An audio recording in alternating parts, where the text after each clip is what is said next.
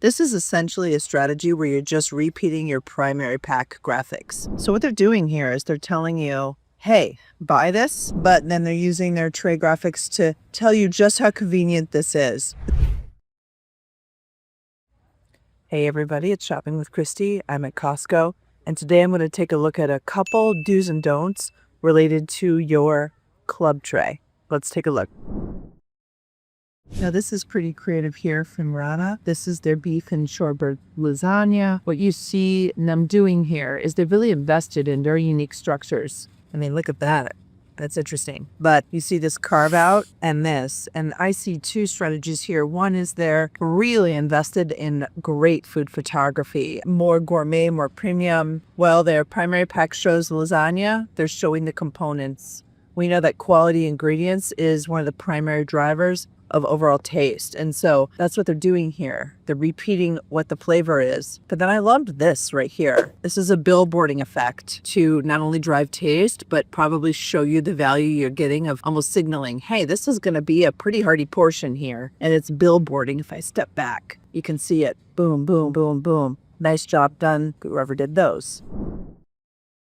There's some really good things here with Dawn and some not so good things. So one of my favorite things is when I see brand owners and designers recognize and really design to the palette configuration. And what I mean is, when you are stacking it, sometimes the trays are always the same, right? Like look at Scrub Daddy right here. They're always faced to this way, but here they're not. They know they're going to be turned. The product's going to be turned. So they're taking advantage of that by having different messages. So that is a good thing. I will say that the exact way they've executed this is actually pretty tough on the eye. So plus points for trying, minus points for not following it through completely. Imagine if this was a little bit cleaner and less cluttered and more billboardy, showing the power, showing the before and after. So it was a strong way to show cleaning. And then that front basically is sort of repeating the most important claims, distinctive assets, telling you the value that's already on here on the product. I would say that for such a well-known brand, I don't know that you need to say this. I mean, it's very obvious there's 3 in there. I would have maybe shown more power, show the spray, because that's a unique thing here. They show it on the side, but I would have done a little more here. And I mean, who doesn't love the Dawn Ducks? So that's always a good thing. But again, some good thinking here, but not the best execution.